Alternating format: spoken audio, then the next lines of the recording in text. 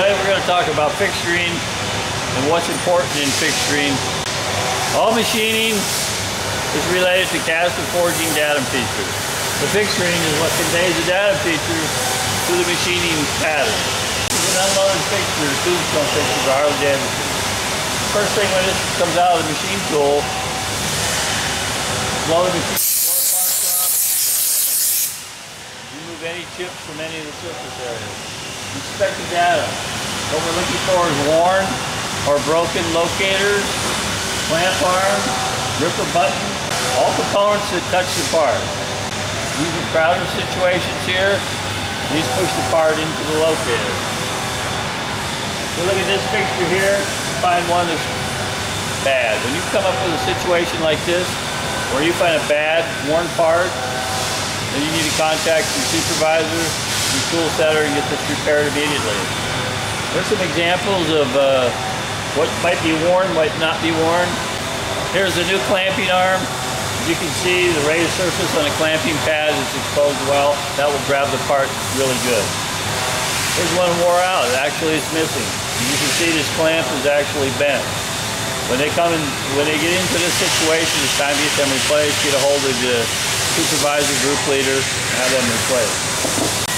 Again, these are pictures of good clamps, good datum buttons, and bad ones.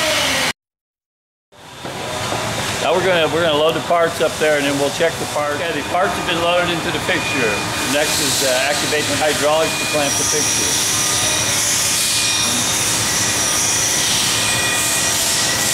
Once the hydraulics have been activated, you want to double check. Look at the system pressure gauge. All tombstones have this gauge on there. Double check that the pressure is set where the process sheet says to set it. Typically it's 3,000 to 3,500 pounds. You look for obvious problems.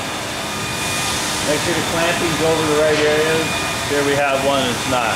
This is an example of the head is not correctly positioned. You can see the other ones are proper.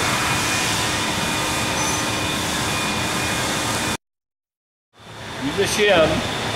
5,000 shim is adequate. Double check that you are on all the datum locators. You want the shim to catch this location there, under here.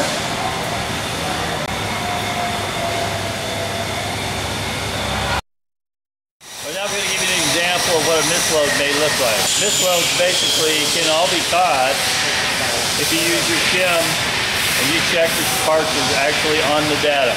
This part up here is misloaded. As you can see, it's not on the datum. Once you find that, immediately uncharge the pallet, reposition the part to the datum, and reclamp. The pallet decoupler, which is where the charge hose goes, very important that they're facing away from yourself, from the operator. So make sure they're in an orientation that puts them in a safe fashion should this ever want to snap off, because they will do that. Make sure the gauges are clear, clean, and you can read them and they're facing you. If you find a broken gauge, a pallet decoupler is facing you, stop immediately, contact your supervisor or your tool setter. On some fixtures you'll find external lines. You never ever want to use this as a handle to turn the pallet, because you'll weaken a hydraulic joint into the fittings, and the next thing you know, we've got leaks going on it, or you blow it right out. That's another thing you want to look for on all the fixtures, is leaks. Seals are damaged in the clamps, or work supports, or the pallet valve. You'll see hydraulic leaks coming out.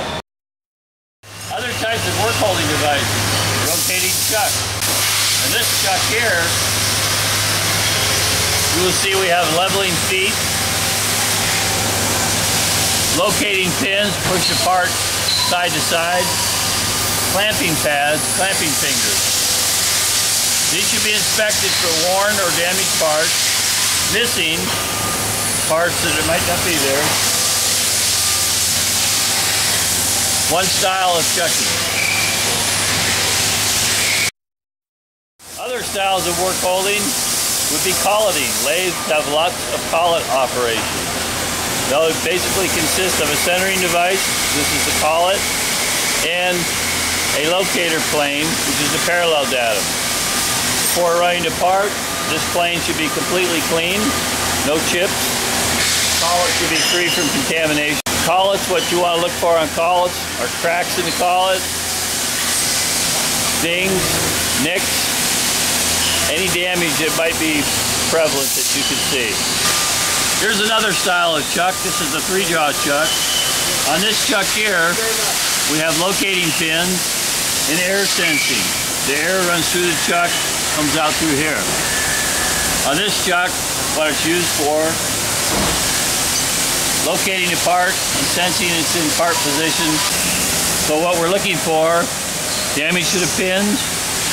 This particular application, you can actually feel the air shooting up out of there, which is blocked off for clamp confirmation. This is another style of operating chuck. This chuck has a parallel ring on the bottom that needs to be kept clean, free from debris, chips, damage, and a full collet contact. Chips or damage detrimental to the chuck need to be looked for, cleaned out, air gun, parts loaded in the chuck. Only then can it be safely machined.